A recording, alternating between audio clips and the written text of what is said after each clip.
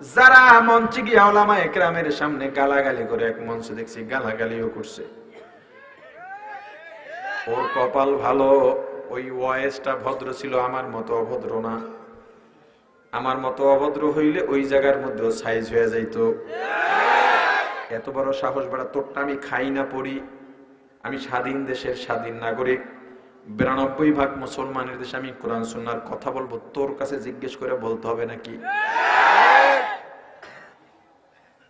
সম্মান পদবী আর ক্ষমতা পাইয়াই কও বাংলাদেশে মৌলবাদী রাখবো না।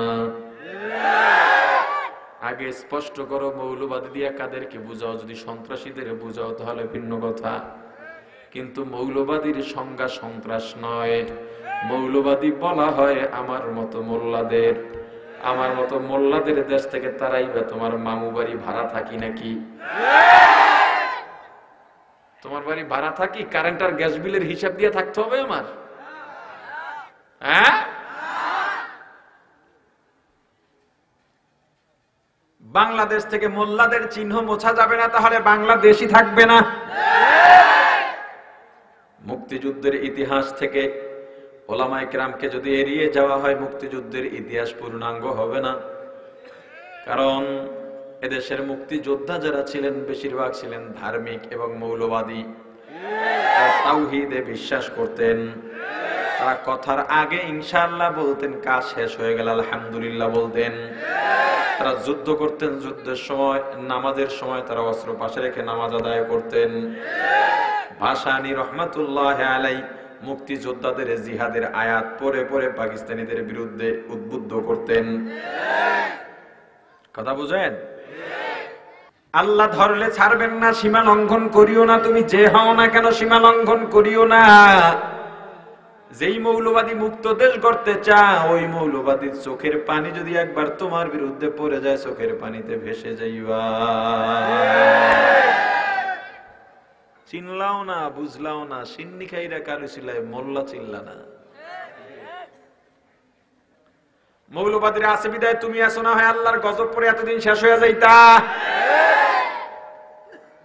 বহু জায়গায় মাহফিল বন্ধ হয়ে যাচ্ছে, আগেও হতো এক দুইটা, এবছর ব্যাপক হারে মাহফিল বন্ধ হয়। বন্ধ হওয়ায় আমি সমস্যা দেখি না। হোক, আইন শৃঙ্খলা রক্ষাকারী বাহিনী যদি মনে করে মাহফিলের অনুমোদন দেওয়া যাবে না, যদিও অনুমোদনের কোনো কারণ নাই, স্বাধীন দেশে মুসলিম প্রধান দেশে, তবুও মেনে নিলাম, দরকার নাই হোক। কিন্তু কথা হলো মাহফিল চলতেছে, আলোচক আলোচনা করতেছেন, সেই জায়গার মধ্যে গিয়া এত বড় নাফরমান মাইক সরায় দেয়, ওর ওয়াইসকে গালি দেয়,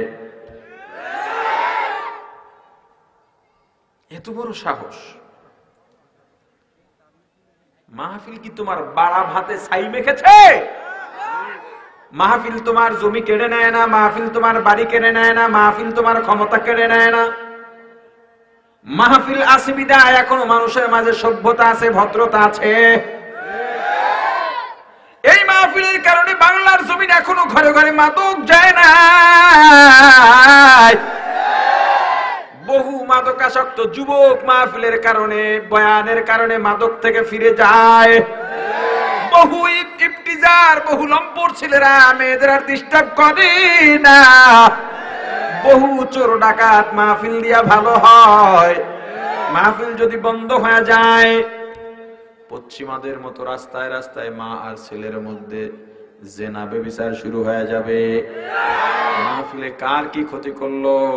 মাহফিল আগেই অনুমোদন দিবা না ভিন্ন কথা, কিন্তু মাহফিল শুরু হওয়ার পর স্টেজে আলোচক আলেম বয়ান করতেছেন, সেখানে গিয়া বাধা দিয়া কোন বাহাদুরি দেখাইলা, বরং সারা দেশের মানুষের বদদোয়া তোমার কপালে এঁটে গেছে। কি মনে করো? মুসলমান ইমানদার বাংলাদেশের মানুষ ধর্মপ্রাণ মানুষ, ধর্মপ্রিয় মানুষ। বাংলাদেশের মানুষ যত তাহাজ্জুদ পড়ে, বিশ্বের অন্যান্য রাষ্ট্রে এত তাহাজ্জুদ গুজারি আছে কিনা জানা নাই। কারণ বাংলাদেশের মানুষ দিনকে এত কাছের থেকে, এত ভেতর থেকে ধারণ করে। কেন ধারণ করে আমি বলি শোনেন। বাংলাদেশ আইনগতভাবে, আইনের দিক থেকে এটা কোনো ইসলামিক রাষ্ট্র নয়, অর্থাৎ সরকারের পক্ষ থেকে ইসলামী আইন বাস্তবায়ন করা হয়, ওই দৃষ্টিকোণ থেকে বলছি ইসলামিক রাষ্ট্র নয়, যদিও মুসলমানের সংখ্যা সব থেকে বেশি, কিন্তু যেই সমস্ত রাষ্ট্রগুলো ইসলামী রাষ্ট্র, রাষ্ট্রীয়ভাবে ইসলামী আইন চলে, ওই দেশের নামাজ মিডল ইস্টে যারা থাকেন বা যান, আমি তো প্রায় সফর করি, এ মাসের 10 তারিখ দেশের বাইরে থেকে আসছি,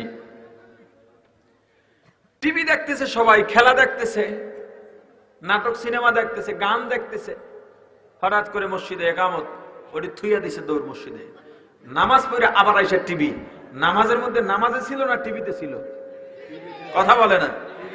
জামাত একটা শেষ হয়ে গেছে, আর একটা জামাত দাঁড়ায়, আর একটা জামাত যে দাঁড়ায়, ইমাম কি হয় জানেন? আমার নিজের দেখা, ওই নুরুল করিম ভাই, এরা আরো আরো যারা যারা যায় দেশের বাইরে, এরা সবাই জানে। ওইসব দেশে যারা যায় বা এখানে প্রবাসীরা থাকলে আমার কথার সাথে মিলাই দেখবেন, 3/4 প্যান্ট পড়া, কথা কয়টা, এই হলো পরের জামাতের ইমাম। আবার একটু ভালো হুজুর দেখলে এদেরকে আগে আগায়া দেয়, না থাকলে এই। আবার তার পিছনে এসে দেখা যায় একজন জুব্বাওয়ালা বেশ ভালোভাবে ইক্তেদা করতেছে। ইবাদতের যে একটা আবেদন আছে, আবেগ আছে, এই আবেগ বাংলাদেশে বেশি পাবেন। কারণ কি? এই দেশে ওয়াজ মাহফিল হয়, যার কারণে মানুষ ইবাদতের মর্ম বোঝে। এই দেশের পীর মুরিদির খেদমত, তাবলীগের খেদমত, উলামায়ে কেরামের খেদমত, মাদ্রাসার খেদমত। এজন্য দেশের মানুষ নামাজে যখন দাঁড়ায়, বুঝুক আর না বুঝুক, মাসালা খোঁজে না, টুপিটা মাথায় দিয়া নামাজে দাঁড়ায়। কয় টুপি ছাড়া নামাজ হয় না, তুই মাসালা দেস কোন সময়? বেটা টুপি দিলে ভালো না খারাপ আগে এটা কর। ওয়াজ মাহফিলের কারণে দেশের মানুষগুলো এখনো ভালো আছে। পুলিশের গুলির ভয় দেখাইয়া কয়জন চোর থেকে চুরির থেকে ফিরাইতে পারছেন? কয়জন চোরকে চুরির থেকে ফিরাইতে পারছেন? চুরি করছে, ধরা পড়ছে, জেলে গেছে, বের হইয়া ডাকাতি করে, ডাকাতি করে ধরা খাইছে, আবার জেলে গেছে, এবার বের হইয়া খুন করে। ওই খুনি, ওই চোর, ওই ডাকাত ওয়াজের ময়দানে আসছে, চরমনাইয়ের মাহফিলে গেছে, টঙ্গীর ইজতেমায় গেছে, খাটি পীরের খানকায় গেছে, জুমার মসজিদে গিয়া 1.5 ঘন্টা বয়ান শুনছে।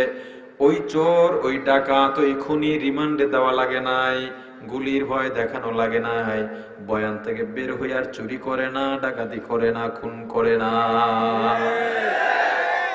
তুমি গুলির ভয় দেখাইয়াও পারলা না, সে গুলির ভয় ছাড়াই এখান থেকে বের হয়ে গেল। কেন? কোরআন, সুন্নাহ, আল্লাহ রাসূলের বয়ানের নূর তার ভিতরে এমন ভাবে রেখাপাত করেছে, চুরি চামারি সব দূর করে হেদায়েতের আলো আল্লাহ ঢুকায়া দিছে। সেই মাহফিলগুলো বন্ধ করে দিচ্ছ, উলামায়ে কেরামের সঙ্গে বেয়াদবি করছো। সারা দেশের উলামায়ে কেরাম যদি একজোট হয়ে যায়, যে এই মৌলবাদী আর এই উলামায়ে কেরাম কোন আলেম বিদ্বেষীর জানাজা পড়াবে না, কারে দিয়ে পড়াবা? কই যাবা?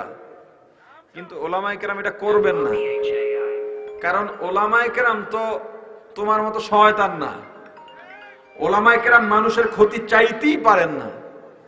উলামায়ে কেরাম মানুষের ভালো চান, উলামায়ে কেরাম মানুষের ক্ষতি চাইতে পারি না।